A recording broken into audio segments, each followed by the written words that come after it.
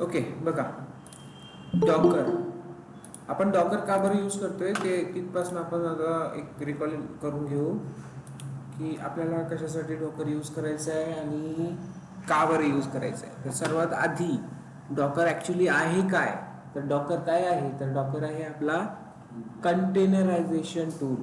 Okay, containerisation tool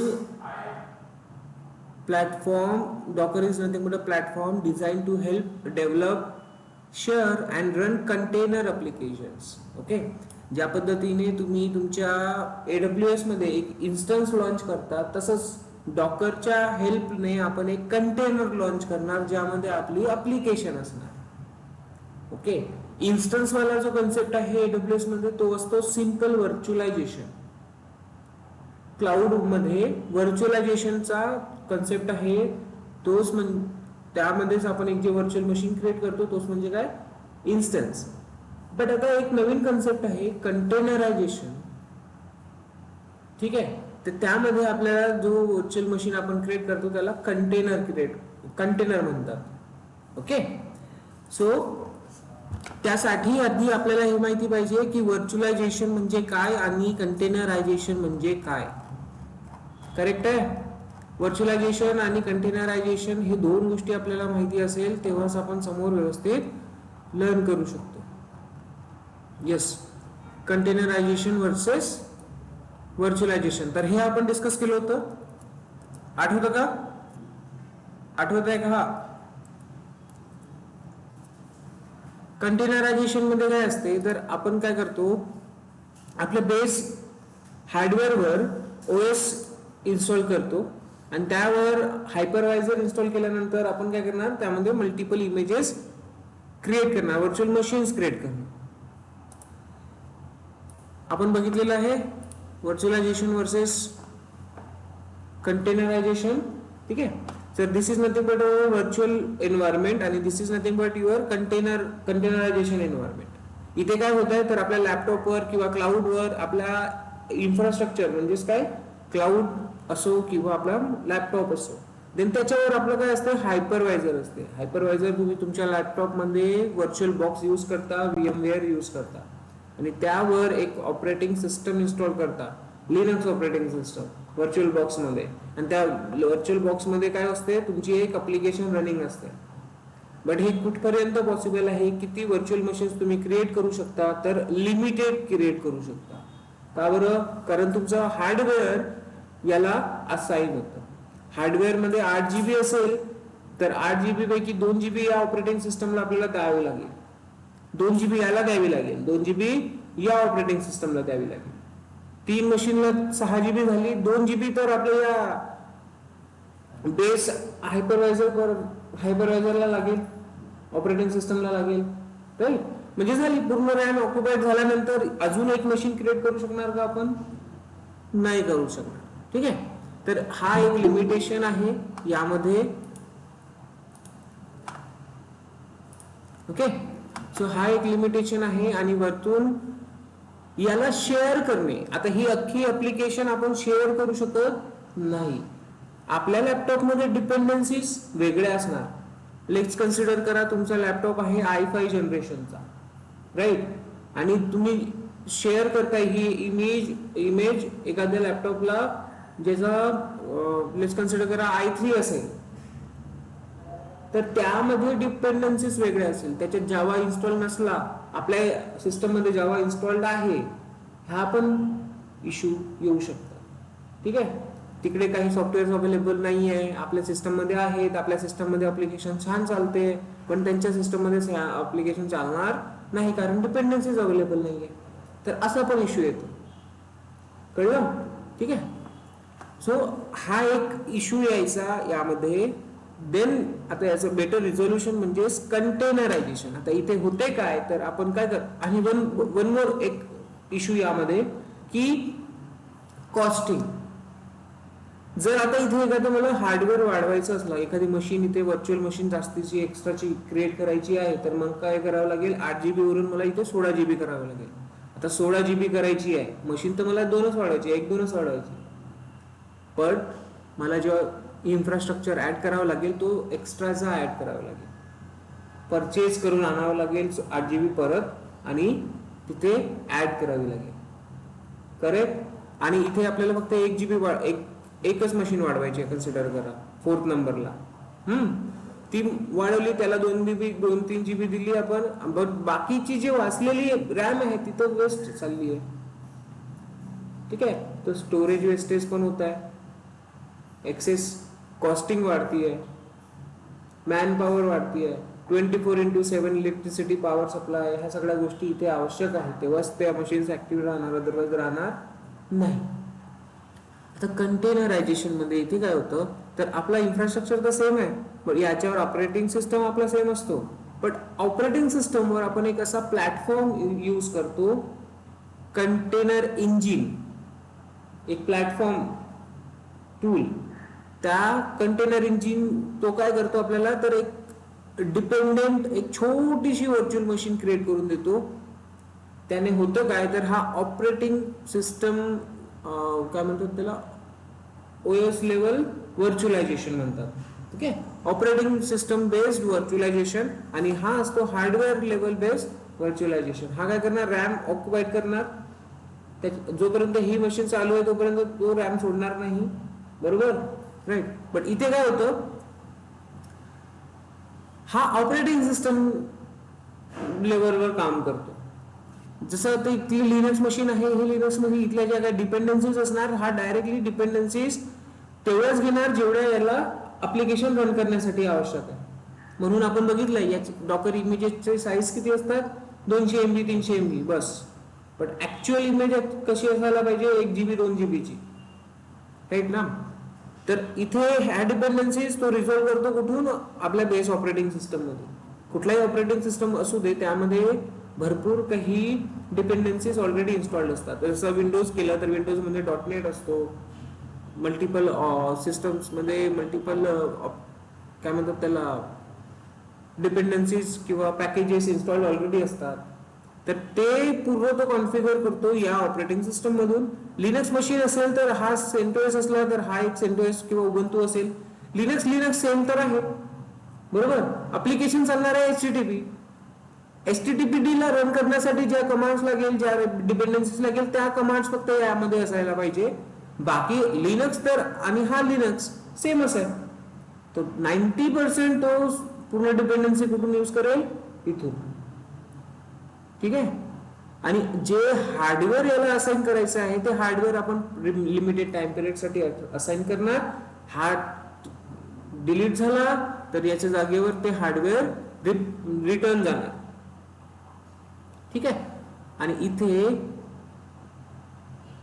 जसं आता काय करतोय आपण, तर मिनिमम रिसोर्सेस यूज करतोय आणि ऑपरेटिंग सिस्टम लेवलवर हा काय करणार आहे, व्हर्च्युअलायझेशन करणार आहे. तर इथे हा जो एक कंटेनर क्रिएट करतो आपण, हा कंटेनर आयसोलेटेड असतो. ठीक आहे. यामध्ये मिनिमम डिपेंडन्सी आणि सर्वात हलका असतो, म्हणजे लाईट वेटेड म्हणतात त्याला. ओके, लाईट वेटेड म्हणतात. आणि येस, इझी टू शेअर. आपल्याला याचा एक कम्प्लीट डॉकर इमेज क्रिएट करता येईल आणि हा इझिली कुठेही आपल्याला शेअर करता येईल, कुठल्याही सिस्टमवर करता येईल, विंडोज असो कुठलाही असो. मग तिथे गेल्यानंतर त्याला कुठल्याही डिपेंडन्सीची विचार करायची गरज नाहीये. कुठल्याही डिपेंडन्सीची विचार करायची गरज नाहीये. त्याने होणार काय, तिथे यामध्ये ज्या डिपेंडन्सीज आहेत त्याच डिपेंडन्सी त्याला तिकडे पण पाहिजे. ऑलरेडी डिपेंडन्सी आहेच, तर तो त्याला कुठलाही इश्यू होणार नाही. ठीक आहे. इथे होईल कारण लॅपटॉप टू लॅपटॉप हा कॉन्फिगर होणार आहे. पण इथे काय होईल, हा डॉकर कंटेनर इंजिनवरच जाणार आहे शेवटी दुसऱ्याकडे. इथे पण डॉकर इंजिन राहणार आहे, दुसरीकडे पण डॉकर इंजिन राहणारच आहे. म्हणजे डिपेंडन्सीचा काही प्रॉब्लेम राहिला नाही. कळलं. बट इथे काय होईल, इथे हार्डवेअर हायपरवायझर आपल्याकडे कन्सिडर करा व्हर्च्युअल बॉक्स आहे, दुसऱ्याकडे थोडी ना व्हर्च्युअल बॉक्स असणार, तो काही वेगळा यूज करू शकतो. करेक्ट. बट कंटेनरायझेशन मध्ये आपल्याला यूज काय करायचं आहे, कंटेनर इंजिनच यूज करायचं आहे. तर त्याने ते इझी होतं. तर यामध्ये आपण व्हर्च्युअलायझेशन आणि कंटेनरायझेशन कन्सेप्ट बघितला. देन त्यानंतर आपल्याला काय करायचं आहे, तर एक आणखी कन्सेप्ट होता मोनोलिथिक वर्सेस मायक्रो सर्व्हिसेस, जो की मी तुम्हाला रीड करायला सांगितला होता. मोनोलिथिक मध्ये होते काय, तर आपण पूर्ण कोडिंग एकाच फाईल मध्ये लिहितो, ठीक आहे, आणि त्याला रन करणार, टेस्ट करणार. ती झाली simple monolithic service. But micro service मध्ये होते काय, तर मायक्रो सर्व्हिसचं मी एक्झाम्पल दिलं होतं तुम्हाला, Amazon.com ई कॉमर्स वाली साईट, Amazon ई कॉमर्स वाली साईट. यामध्ये काय करतोय आपण, तर ह्या ज्या छोट्या छोट्या टॅब्स दिसतात तुम्हाला, जसं की मोबाईल आहे, टुडेज हे इलेक्ट्रॉनिक्स, ह्या ज्या काही दिसतात, ह्या कंटेनरायझेशन्स मध्ये काय केलंय, कंटेनर्स, छोट्या छोट्या कंटेनर्स मध्ये डिप्लॉय केलेले ऍप्लिकेशन्स आहेत, सेपरेट ऍप्लिकेशन्स आहेत. आणि फक्त इथे आपल्याला लिंक दिलेली आहे. जसं आपण आता कंटेनर एक क्रिएट करतोय, तसंच इथे एक एक सिंगल कंटेनर मध्ये एकमेकांपासून वेगवेगळं ठेवलेलं आहे. ह्या सगळ्या गोष्टी क्लिअर आहे? Okay, so this is nothing but your environment. कोणता environment? Micro service environment. Okay, एक मिनिट, कॉल येतोय. हॅलो, येस बोला.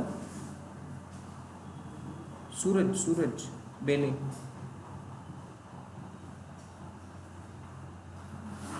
हां, ओके ओके ओके. त्याचा नंबर आहे ना तुमच्याकडे? Okay okay.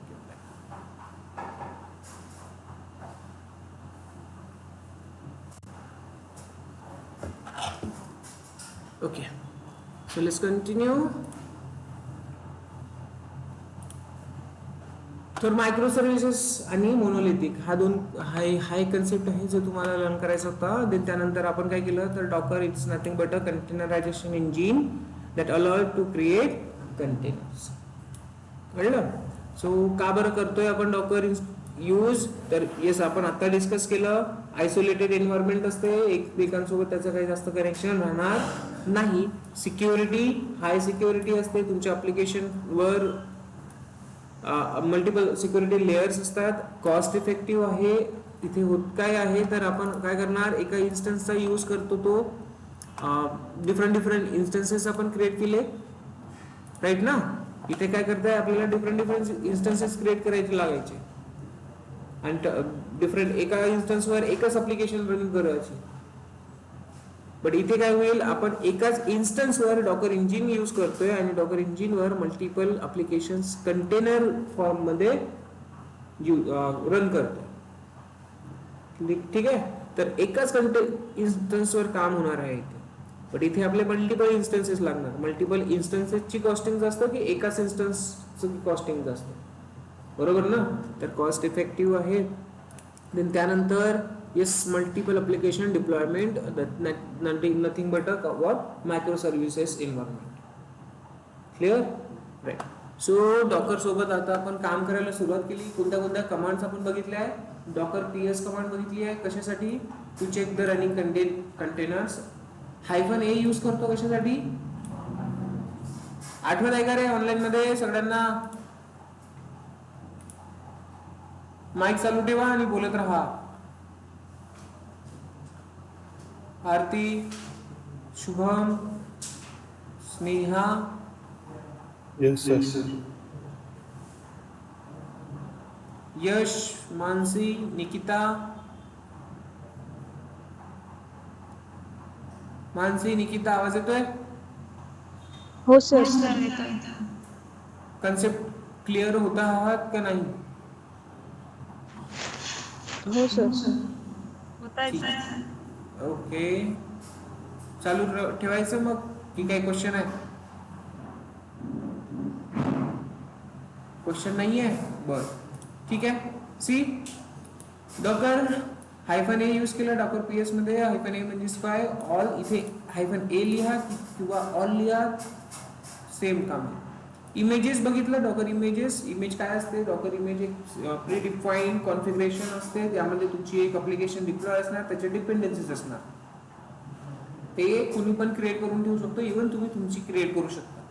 ठीक आहे, बट आता सध्याला आपल्याला करायचं आहे एखादा कंटेनर क्रिएट, तर आपल्याला आवश्यक काय असणार, Docker image.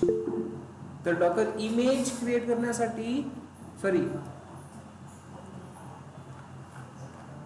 So Docker image आपण पुल करणार, कुठून करणार, डॉकर हब वरून करणार. तर डॉकर हब वर काय असते, डॉकर हब, तर डॉकर हब एक रेपोजिटरी, काय आहे, रेपोजिटरी, ज्यामध्ये सगळे डॉकर इमेजेस म्हणजे कंटेनर इमेजेस अवेलेबल असतात. ठीक आहे, एवढं आपण बघितलेलं आहे. देन एकदा इमेज रन केलं, इमेज आपल्या सिस्टम मध्ये घेतल्यानंतर पुल करणार, म्हणजे आपल्या सिस्टम मध्ये आता इमेज आलेली आहे. जर याला कम्पेअर करायचं असेल तुम्हाला, तर तुमच्या AWS सोबत करू शकता. AWS मध्ये काय असते, AMI असते, Amazon मशीन इमेज, है ना. त्या इमेज वरून आपण काय क्रिएट करतो, इन्स्टन्स क्रिएट करतो, बरोबर आहे. तर इथे आपल्याला डॉकर इमेज आहे, जे की खूप छोटी इमेज असते, आपण शेअर करू शकतो, कोणत्याही सिस्टम मध्ये जाऊन आपण याला इन्स्टॉल करू शकतो, म्हणजे रन करू शकतो. इमेजला रन करणे म्हणजेच एक कंटेनर क्रिएट करणे. ओके, इमेजला रन करणे म्हणजेच काय करणे, एक कंटेनर क्रिएट करणे. तर इमेजला रन केलंय आपण इथे कंटेनर, इमेजचं नाव हे आहे आपल्या. रन कंटेनर फोरग्राऊंड मध्ये रन होतो, बट आपल्याला बॅकग्राऊंड मध्ये टाकायचं असेल तर -d यूज करायचं आहे. ठीक आहे. त्यानंतर जर तुम्हाला तेच कंटेनर डिलीट वगैरे करायचे आहे तर किल कमांड पण बघितली आपण, राईट. सो बाकी कमांड्स इथे आहे, सो आपण घेऊ शकतो चीटशीट वरून. ओके, तर इथे जर आपण चेक केलं तर डॉकर रन बघितलं, हायफन नेम बघितलेला आहे. ठीक आहे, एक सेपरेट आपला नाव देऊ शकतो, स्मॉल पी कशासाठी, तर एखाद्या पर्टिक्युलर पोर्ट नंबरला असाइन करण्यासाठी. ठीक आहे, पहिला जो पोर्ट नंबर आहे हा कुठला पोर्ट नंबर असेल, आपला सिक्युरिटी ग्रुप वाला पोर्ट नंबर, आणि हा जो पोर्ट नंबर आहे हा कोणाचा आहे, Nginx आहे, बरोबर ना, राईट. त्याच्यानंतर कॅपिटल P दिला आपण. कॅपिटल P कशासाठी दिला, की एक रॅन्डम पोर्ट असाइन होते, रॅन्डम पोर्ट असाइन होईल. ओके, देन त्यानंतर यामध्ये -d आपण ऑलरेडी बघितलेलं आहे. हायफन होस्ट नेम टाकू शकता तुम्ही, होस्ट नेम त्यासाठी असाइन होणार. मल्टिपल ऑप्शन्स अवेलेबल आहे इथे. -v कशासाठी असते, तर व्हॉल्यूम असाइन करण्यासाठी असते. व्हॉल्यूम -v कशासाठी असते, व्हॉल्यूम अटॅच करण्यासाठी, आपण कन्सेप्ट बघितलेला आहे ऑलरेडी. आणि वन मोर इथे -it आहे, तर काय होईल, -it इंटरॅक्टिव्ह मोड कंटेनरच्या आतमध्ये जाण्यासाठी. ओके, कंटेनरच्या आतमध्ये जाण्यासाठी. कंटेनर लेस कन्सिडर करा, तुमचा एखादा कंटेनर IP द्यायचा आहे आणि ते तुमचा बॅश. ओके, PS rm-f ह्या सगळ्या कमांड तुम्हाला ऑलरेडी माहिती आहे, या डिस्कस करायची तेवढी काही गरज वाटत नाही मला. rm कमांड काय करते ऍक्च्युली तुम्हाला ऑलरेडी माहिती आहे, रिमूव्ह करतो. -f काय करतो, तर फोर्सफुली करतो. देन कंटेनर प्रून कमांड आपण बघितली. कंटेनर प्रून कमांड म्हणजे काय, तर जे पण कंटेनर्स स्टॉप्ड आहेत, यूज मध्ये नाही आहे आणि तुम्हाला ऍट अ टाइम ते डिलीट करायचे आहेत, तर तुम्ही काय करणार, Docker container prune. Same images सोबत सुद्धा, इमेजेस भरपूर साऱ्या इमेजेस आहे पण तुम्ही वापरत नाहीये, मग काय करणार, कंटेनर इमेजेस लिहायचं आणि प्रून लिहायचं. जे आपण इमेजेस अनयुज्ड असणार त्या सगळ्या इमेजेस डिलीट होणार. स्टार्ट, स्टॉप, CP हे सगळे आपण बघितलेलं आहे. डॉकर exec-it हे सुद्धा आपण बघितलेलं आहे. फक्त रिकॉल करा की कशासाठी यूज करतोय. Okay, start stop, container start stop करता येते. देन त्यानंतर CP कमांडने आपण आपल्या होस्ट मशीन मधली एखादी कॉपी कंटेनर मध्ये जाऊन टाकू शकतो, बरोबर आहे. एखादी index.html आपल्या होस्ट मशीन मध्ये आहे आणि ते आपण कुठे पाठवतोय, कंटेनरच्या आतमध्ये. क्लिअर आहे एवढं. सो देन त्यानंतर copy the file from container to host. आणि होस्ट टू कंटेनर दोन्ही साईडने आपण याला कॉपी करू शकतो डॉकर सीपी कमांड. तर स्टार्ट शेल स्टार्ट करण्यासाठी, हे कंटेनरच्या आतमध्ये जाण्यासाठी, आणि हा एंट्री पॉइंट चेंज करण्यासाठी होता. देन रिनेम ही कमांड, येस मी हे रिनेम नाही सांगितली बट रिनेम पण करता येते कंटेनरचं नाव. ओके. देन त्यानंतर काय आहे, कमिट. कमिट कशासाठी यूज करतात, आपला कंटेनर जो क्रिएट आहे, कंटेनर मध्ये जर आपण काही चेंजेस केले, कंटेनर चेंज केल्यानंतर प्लीज कन्सिडर करा सेम टाईपचा कंटेनर आपल्याला आवश्यक आहे.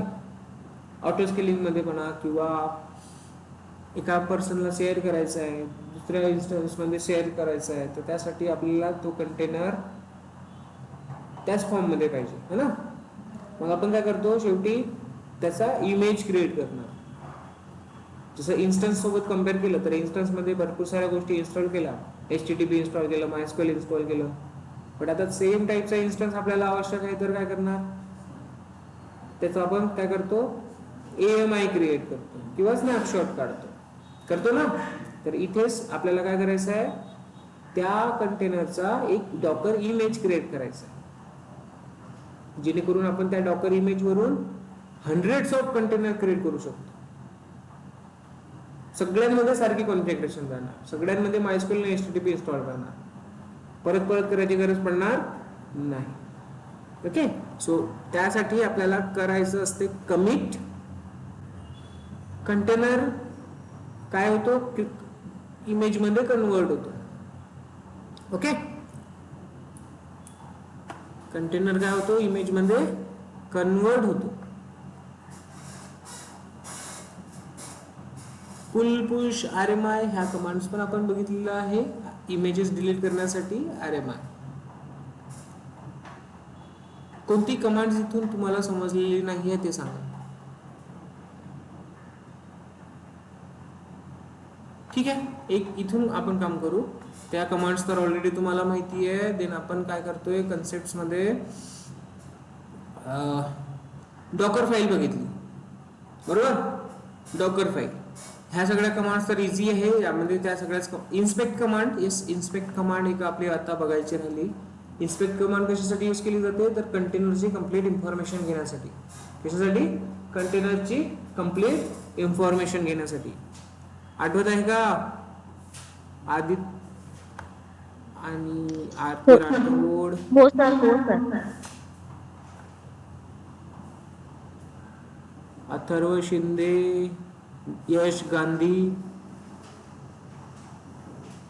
चिराग, शुभम पाटील, वैभव पाटील. हो सर. हे सर समजलं. यश गांधी आणि अथर्व शिंदे. हो. तुम्ही अब्सेंट होतात म्हणून मी म्हणतोय तुम्हाला की लक्ष चांगलं द्या. ठीक आहे. सो समोर ह्या सगळ्या कमांड्स आपण बघितलेल्या आहे. इन्स्पेक्ट कमांड होती. इन्स्पेक्ट कमांड आपल्याला कशासाठी यूज करायची आहे, तर कंटेनरची कंप्लीट इन्फॉर्मेशन घेण्यासाठी, की त्यामध्ये काय आहे, कशा पद्धतीचे कॉन्फिगरेशन आहे ते आपल्याला माहिती पडेल.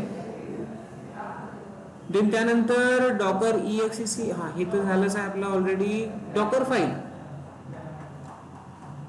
काय यूज करतो आपण, डॉकर फाईल. आता ही डॉकर फाईल म्हणजेच काय असणार आहे, तर सिंपल एक टेम्पलेट, ज्यामध्ये आपण काय आपल्याला आवश्यक आहे, एका कंटेनर मध्ये, एका डॉकर इमेज मध्ये काय पाहिजे आपल्याला, तो कंटेनर कोणत्या ऍप्लिकेशन कोणत्या ऑपरेटिंग सिस्टमवर पाहिजे, किंवा त्यामध्ये काय इन्स्टॉल असायला पाहिजे, ह्या सगळ्या गोष्टी आपण आपल्या पद्धतीने डिफाईन करणार. त्यालाच काय म्हटलं जाते, एक सिंपलचा कॉन्फिगरेशन फाईल. ती कॉन्फिगरेशन फाईल कशी लिहायची, तर त्यामध्ये इन्स्ट्रक्शन्स आणि आर्ग्युमेंट्स असतात. इन्स्ट्रक्शन्स फ्रॉम मध्येच काय, तर बेस इमेज सिलेक्ट करण्यासाठी. बेस इमेज तुमची कुठली पण असू शकते. तुम्हाला जावा रिक्वायर्ड असेल तर तुम्ही बेस इमेज जावा घ्या. तुम्हाला उबंतू रिक्वायर्ड असेल तर बेस इमेज उबंतू घ्या. टॉमकॅट साठी बेस इमेज तुम्ही जावा घेतली तरी चालते. ठीक आहे. From Java, then run, what run, run म्हणजे काय, कशासाठी, तर एखादी कमांड एक्झिक्यूट करण्यासाठी. ओके.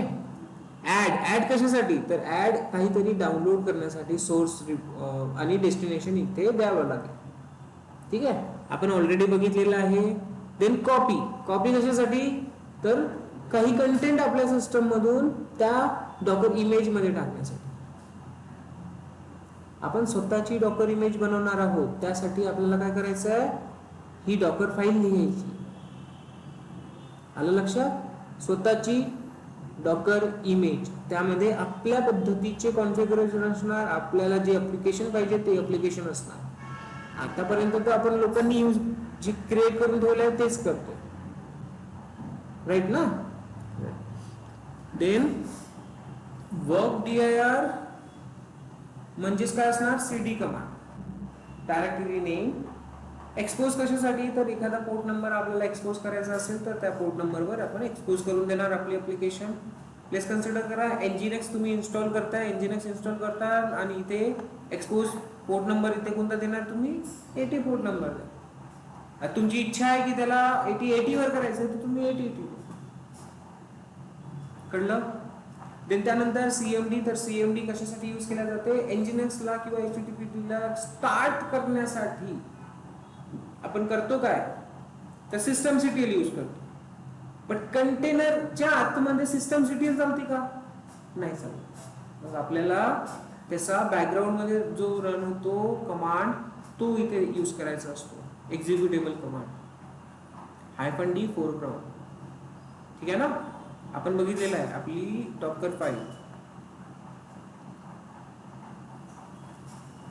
ठीक आहे, आपण आपली डॉकर फाईल इथे बघितलेली आहे या पद्धतीने. सो सीएमडी इथे काय दिलेलं आहे, आपण सर्व्हिसचं नाव systemctl Apache 2 CTL ही सर्व्हिसचं नाव आहे, सर्व्हिस आपली Apache 2. आणि देन त्यानंतर त्याला आपण रन करतो -d फोरग्राऊंड मध्ये. हे कमांड आहे ऍक्च्युअली सीएमडी.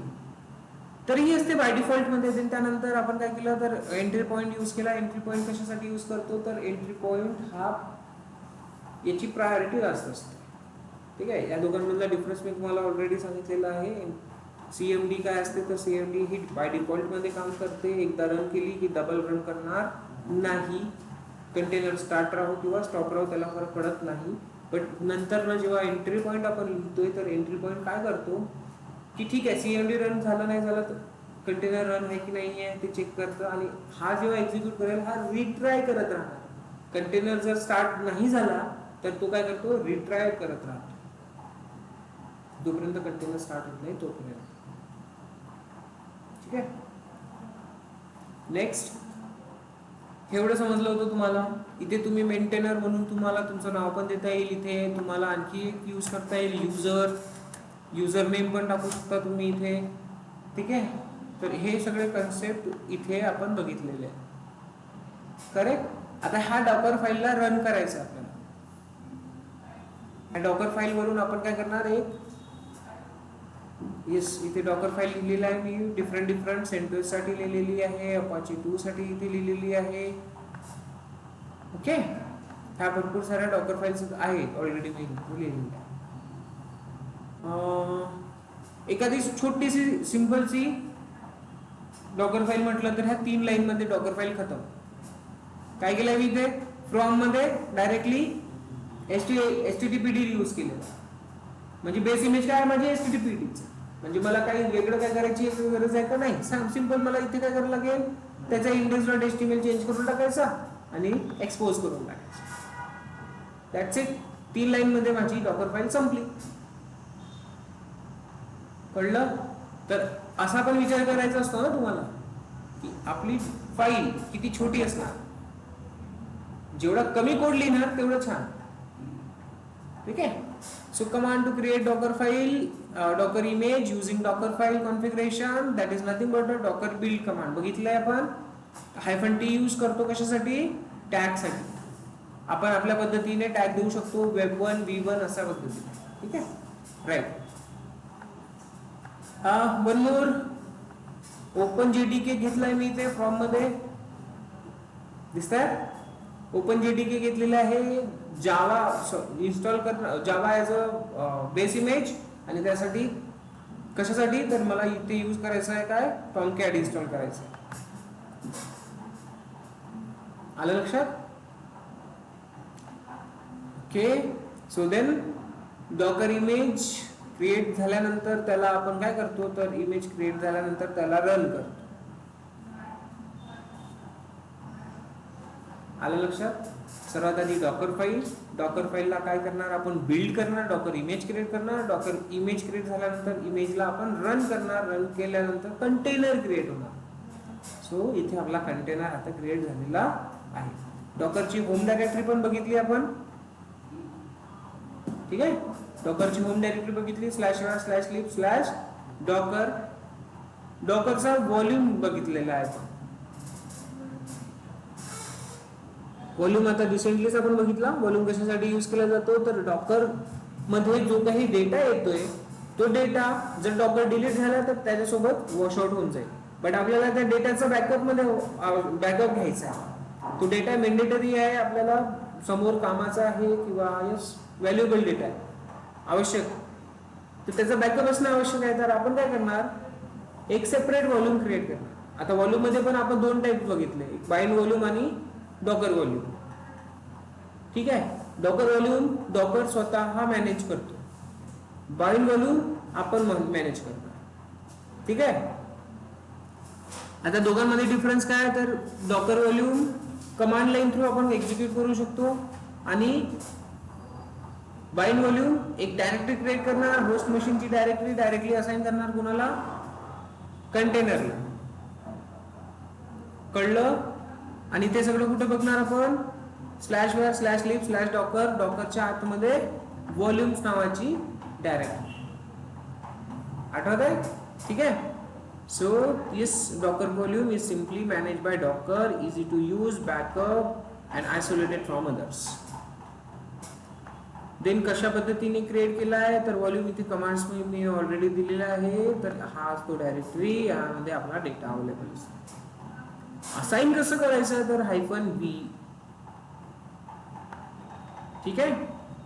सो इथे सर्वात आधी काय केलं आपण, Docker volume create command use केली आहे, माय डेटा क्रिएट झाला. त्यानंतर आपण काय केलं, डॉकर रन -d/v. हा जो माय डेटा आहे, हा माय डेटा आपण काय केला इथे असाइन केलाय कुठे, या लोकेशनला. ही लोकेशन कुठली आहे तर ही कंटेनरच्या आतमधली लोकेशन. ही लोकेशन तुमची कुठली पण असू शकते. तुम्ही आता माझा HTTPD होता म्हणून मी हे घेतलंय. तुमचा Nginx असेल तर लोकेशन काही वेगळी राहणार, टॉमकॅट असेल तर लोकेशन काही वेगळी राहणार. डिपेंड्स ऑन ऍप्लिकेशन इमेजचं नाव सर्व्हरवर. कळलं? ठीक आहे. आणि इथे जे काही असेल डेटा, तो डेटा ऑटोमॅटिकली या डायरेक्टरीमध्ये अवेलेबल होऊन जाईल. तर तुम्ही इथे ls करून चेक करू शकता. याची प्रॅक्टिस तुम्ही केली असेल असं मला वाटतं, पण केली नाही तर करा. Bind mount is used when we want to use our host machine directory that holding data to mount in the container, so container can have that the same data. ठीक आहे. ही लाईन तुम्हाला कुठेच भेटणार नाही. हे लाईन्स अशा मी स्वतःच लिहितो. ठीक आहे. हे लाईन्स कोण लिहिते, मी स्वतःच लिहितो.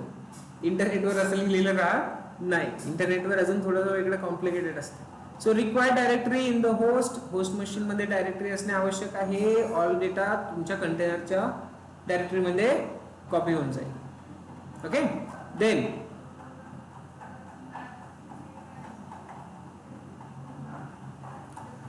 कधी यूज करणार आपण, if you need to access file or directories from both containers and the host.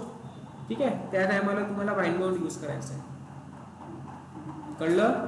तर ह्या दोघांमधला डिफरन्स तुम्हाला माहिती पाहिजे, बाइंड माउंट आणि काय डॉकर व्हॉल्यूम. सर इथे माउंट करण्याचा सर्वात आधी बाइंड माउंट साठी आपल्याला एक डायरेक्टरी क्रिएट करायची आहे आणि ती डायरेक्टरी डायरेक्टली असाइन करायची आहे कुठे, कंटेनरला. -v. सिंपल. कुठली कमांड वापरली का इथे, डॉकर व्हॉल्यूम क्रिएट असं काय केलं का आपण, नाही. डिफरन्स समजला? कूल.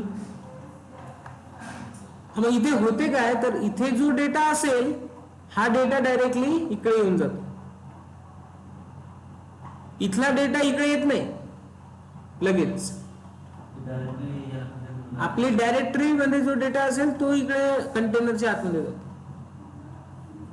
ओके, तर ते जेवढं तुम्ही प्रॅक्टिस करणार तर तुम्हाला इझिली समजून जाईल. ओके, सो कंटेनर झाले क्रिएट आपले आतापर्यंत. आता आपला चान्स आहे की आपण ह्या कंटेनर्सला एवढं सगळं इन्स्टॉल केल्यानंतर, व्हॉल्यूम वगैरे सगळं अटॅच केल्यानंतर आता याचा घ्यायचा आहे आपल्याला इमेज क्रिएट करायचा. सेम टाईपचा कंटेनर आपल्याला रिक्वायर्ड असणार, तर आपण इमेज क्रिएट केली. Let's create our own image. ठीक आहे, from container we can create our own image. Docker commit command use केली आपण. कोणती कमांड? डॉकर कमिट, कंटेनरची डायरेक्टली इमेज क्रिएट करण्यासाठी. बट जेव्हा आपण इमेज क्रिएट करतो त्याला कुठलंही नाव राहत नाही. त्याला नाव देण्यासाठी कमांड अजून यूज करायची आहे. कोणती? Tag command. कोणती? Tag command. Okay, tag command कशी यूज करायची, तर सिंपल इमेज आयडी कशा पद्धतीने दिले आहे आपण, तर माझा अकाउंट नंतर रेपोजिटरी आणि टॅग, हे तुमच्या इमेजचं नाव असलं पाहिजे. आणि तुम्हाला टॅग जो द्यायचा आहे तो टॅग तुम्ही देऊ शकता. हे कुठलं आहे नाव? माझं डॉकर हबवालं नाव आहे. त्याच्या आतमध्ये जे रेपोजिटरी क्रिएट केली आहे ते नाव आहे. ओके, तर हे तुमच्या इमेजचं नाव असेल आणि त्याचा एक व्हर्जन असेल किंवा टॅग असेल जो तुम्हाला द्यायचा आहे. कळलं?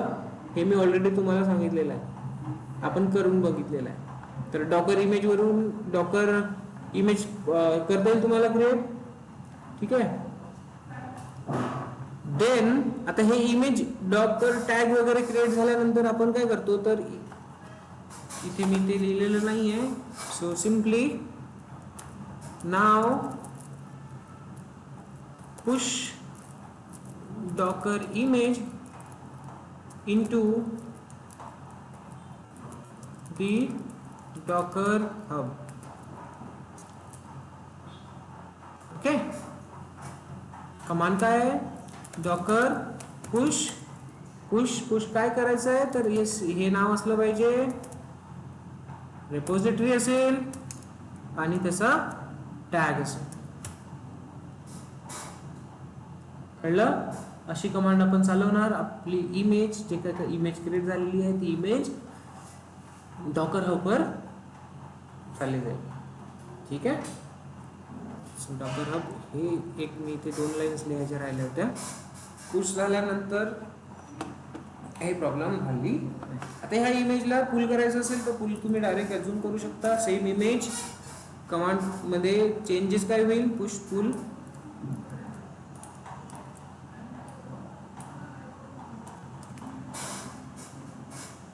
राईट ना? सेम, बाकी काही करायची गरज नाही इथे. आणि ह्याच इमेज वरून तुम्हाला कंटेनर क्रिएट करता येईल. मग आता याच इमेज वरून कंटेनर कसं क्रिएट करायचं? हा,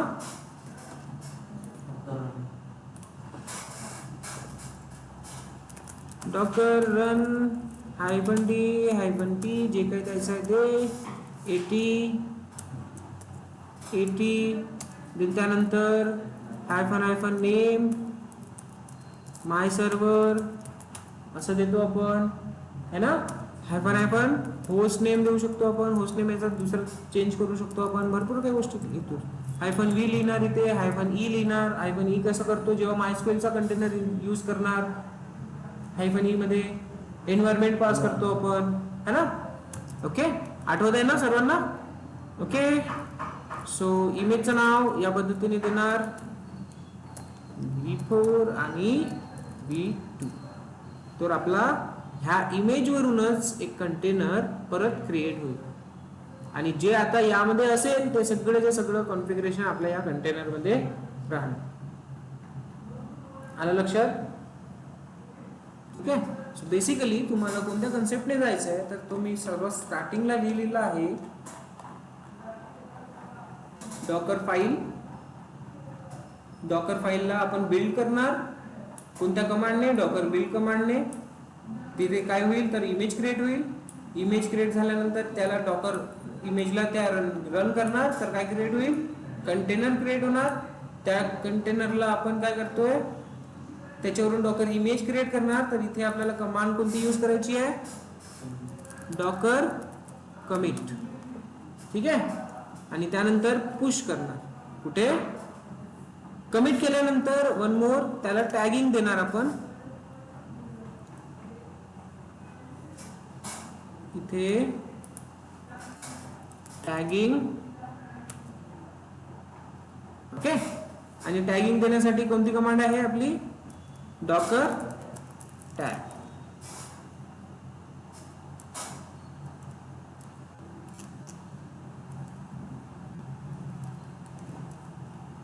डॉकर टॅग. ओके. देन त्यानंतर काय होतं,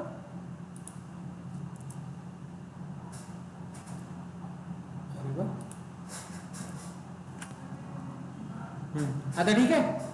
देन त्यानंतर आपण पुश करणार कुठे, डॉकर हब मध्ये. सिंपल. पुश केल्यानंतर परत आपल्याला काय करायचं आहे, डॉकर पुल. आणि अगेन पुल केल्यानंतर डॉकर रन. आले लक्षात. डॉकर रन वरून अगेन कंटेनर क्रिएट होईल.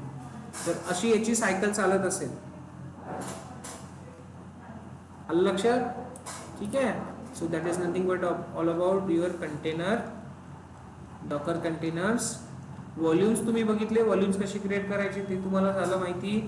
डॉकर नेटवर्कचा कन्सेप्ट आहे. डॉकर नेटवर्क कन्सेप्ट काय आहे, तर ब्रिज यामध्ये भरपूर सारे तुमचे काय आहे, ब्रिजेस आहेत, सॉरी नेटवर्क ड्रायव्हर्स आहेत, जे आपण काल परवामध्ये डिस्कस केलेलं आहे. त्यामध्ये ब्रिज आहे जो की बाय डिफॉल्ट असतो. होस्ट आहे जो आपण आपल्या होस्ट मशीनचा नेटवर्क आपल्या कंटेनरला असाइन करू शकतो.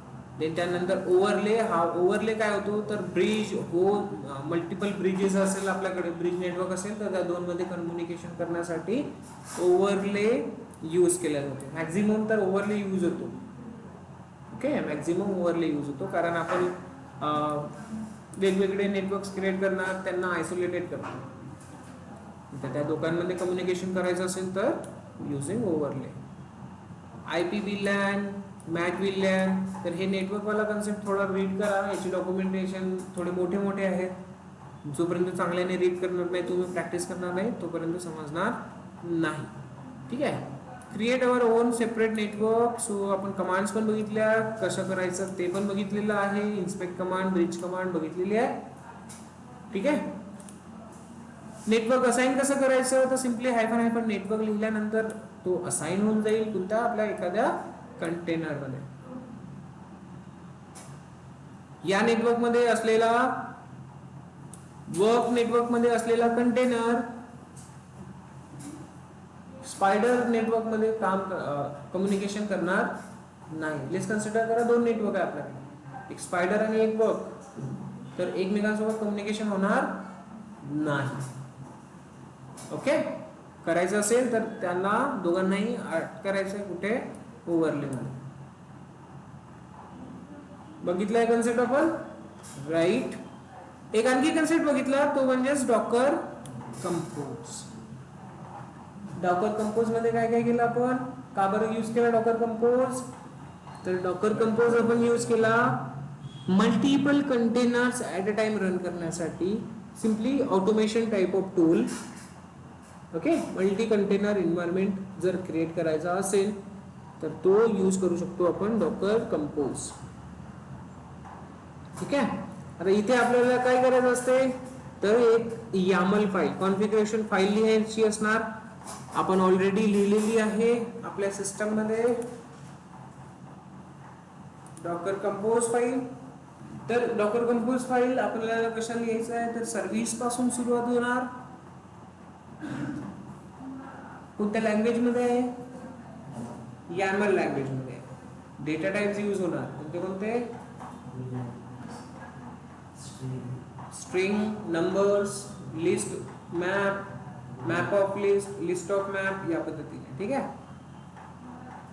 आणि की व्हॅल्यू फॉर्म आहे डायरेक्ट. नाव सूरज, गाव पुणे असं. ठीक आहे. Easy to understand, human readable language. फक्त त्याच्यात एकच इश्यू आहे, तो इंडेंटेशनचा. हे जे गॅप्स असतात ना, स्पेसेस असतात, हे यांचा इश्यू असतो. हे जे स्पेसेस आहे ना, यांच्याकडे लक्ष द्यायचं. हे व्यवस्थित असले तर तुम्हाला काही इश्यू येणार नाही. यामध्ये जर थोडा इकडे तिकडे जर हलका फुलका स्पेसचा इश्यू आला तर तो तुम्हाला एरर देतो. याला काय म्हटलं जाते? इंडेंटेशन. इंडेंटेशन. सो येस, इथले कीवर्ड्स यूज करायचे आपल्याला. सर्व्हिस डॉकर कंपोज मधले कीवर्ड्स सर्व्हिस पासून स्टार्ट होणार. सर्व्हिस म्हणजे काय असणार? तर पहिली सर्व्हिस तुमचा एक पहिला कंटेनर, दुसरी सर्व्हिस तुमचा दुसरा कंटेनर. तर इथे सर्व्हर फ्रॉम डॉकर फाईल म्हणजे हा माझ्या कंटेनरचं नाव आहे. कंटेनरचं नाव एक डॉकर बिल्ड कमांड आपण इथे यूज केलेली आहे. या डॉकर बिल्ड वरून एक कंटेनर माझा क्रिएट होणार. ओके. पण त्यासाठी तुमच्याकडे डॉकर फाईल असणे आवश्यक आहे, तेव्हाच तुम्ही बिल्ड कमांड रन करू शकता. ओके. एका पोर्ट नंबरवर त्याला आपण फॉरवर्ड केलं. दुसरा सर्व्हर आपला इथे रन करतोय आपण, वेब सर्व्हर. ते कुठला इमेज असली पाहिजे ते आपण दिलेलं आहे. पोर्ट नंबर कुठला असला पाहिजे ते दिलेलं आहे. इवन दुसरं ऍप सर्व्हर इथे टाकू शकता आणि इथे इवन तुम्ही व्हॉल्यूम्स लिहू शकता, होस्ट नेम लिहू शकता, त्याचं काय असलं पाहिजे काय नाही, ह्या सगळ्या गोष्टी इथे तुम्ही कॉन्फिगर करू शकता. ओके. सो डॉकर कंपोज वाला कन्सेप्ट पण आपण इथे बघितलेला आहे. कळलं? काही इश्यू आहे का इथपर्यंत?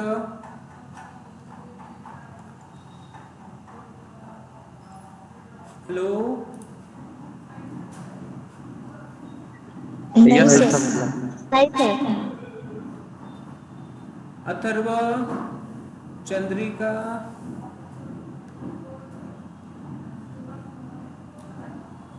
अथर्व, चंद्रिका, तुम्ही मोबाईल वरून जॉईन केला आहे असं का वाटत आहे मला? हो सर, मोबाईलवरून. सगळेच जण मोबाईल वरूनच करतात. सो निकिता, मानसी समजलंय का? आरती? हो sir.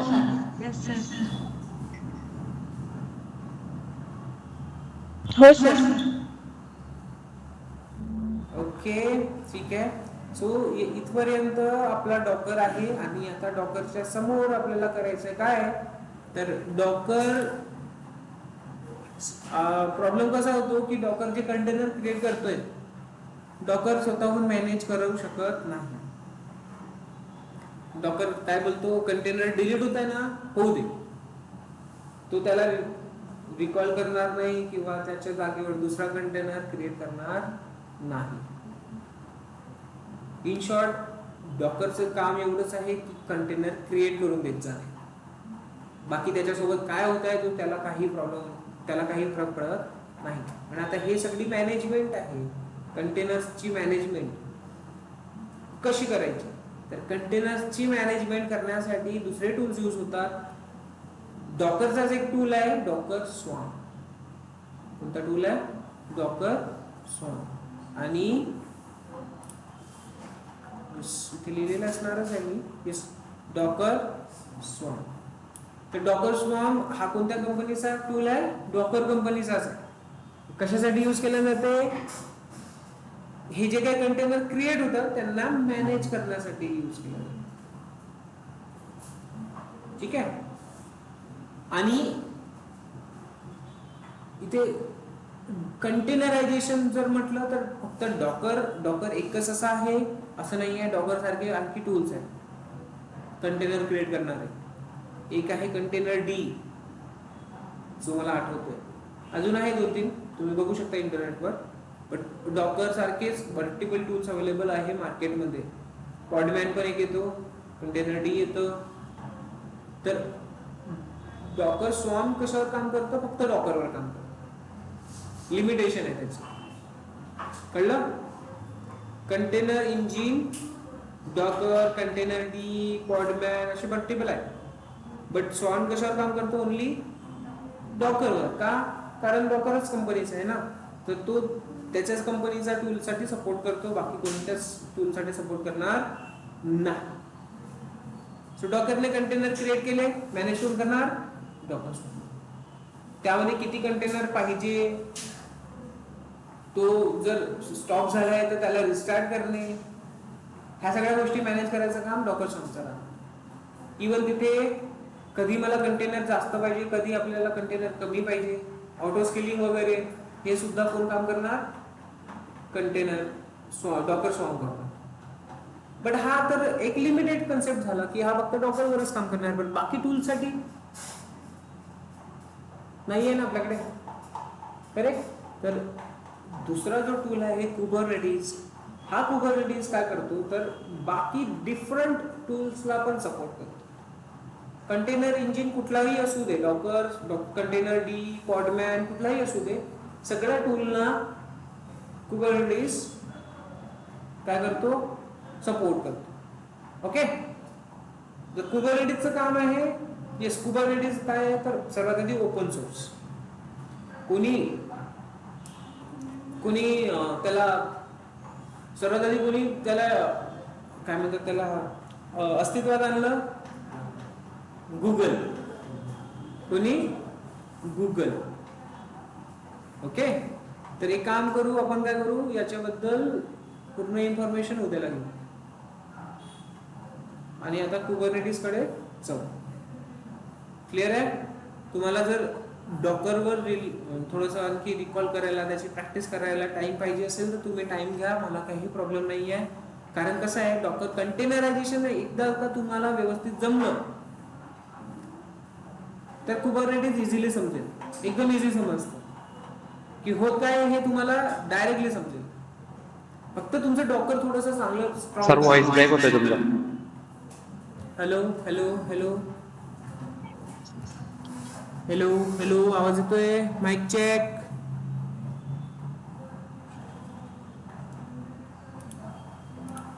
Hello.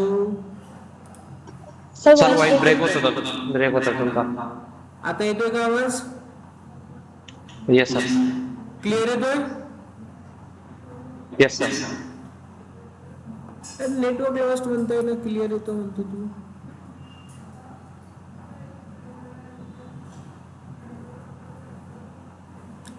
Hello hello, check नाव.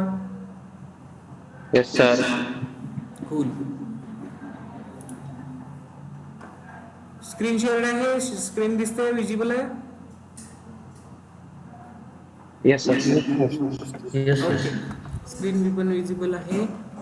सो आपल्याला करायचं काय आता, डॉकरच्या सगळ्या कन्सेप्टला रिकॉल करून तुमचं डॉकरचं नॉलेज छान करायचं.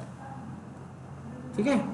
एक आणखी प्रॉब्लेम येऊ शकतो तुम्हाला, Docker images, Docker file vulnerabilities.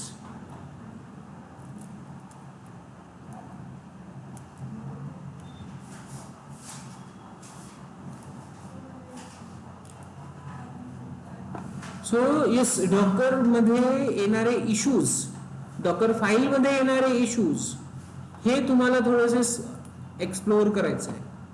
कारण इश्यू कुठला पण असू शकतो, तुमचा पोर्ट नंबरचा, तुमची इमेज कॉन्फिगर नाही आहे किंवा त्यामध्ये डिपेंडन्सीज नाही आहे, कुठले पण इश्यूज येऊ शकतात.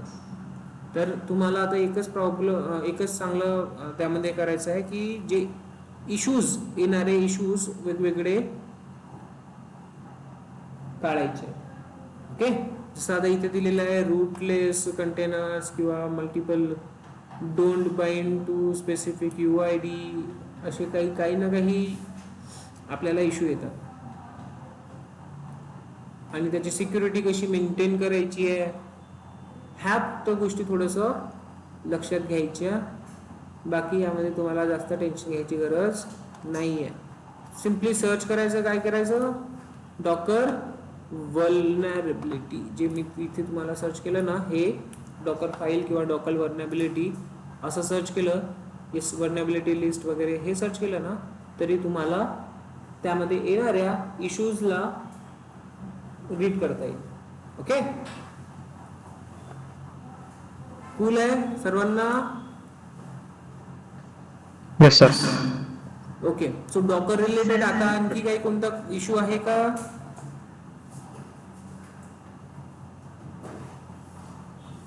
डॉकर रिलेटेड आणखी काही कोणता इश्यू आहे का ते सांगा. ऑलमोस्ट ऑल डॉकर आपण आता रिकॉल केलेलं आहे. हे शिकवायला मला 6 दिवस लागले, बट रिकॉल करायला 1-1.5 तासातच आपला रिकॉल होतो. तर तुमचं पण असंच व्हायला पाहिजे, 1-1.5 तासात रिकॉल होऊन जायला पाहिजे. जसं मी इथे नोटपॅड बनवलेली आहे तशीच तुम्ही नोटपॅड क्रिएट करू शकता तुमच्या स्वतःसाठी. करू शकता ना? जे काम तुम्ही करताय ते काम काय करायचं, सिम्पली कॉपी करत चालायचं नोटपॅड मध्ये. त्यापेक्षा जास्त तुमचं चांगलं काहीच प्रॅक्टिस होणार नाही. ठीक आहे, जे पण तुम्ही काम करताय नोटपॅड मध्ये कॉपी करत चालायचं. जेव्हा दुसऱ्यांदा तुम्ही ते बघणार लवकर लक्षात येणार. ती फाईल मी बहुतेक 1-1.5 वर्ष आधी बनवलेली नोटपॅड, पण आता रिकॉल करायला कामात येतं ना, येते की नाही मग. So I think you should do the same way. ठीक आहे, स्टॉप करू आपण इथेच.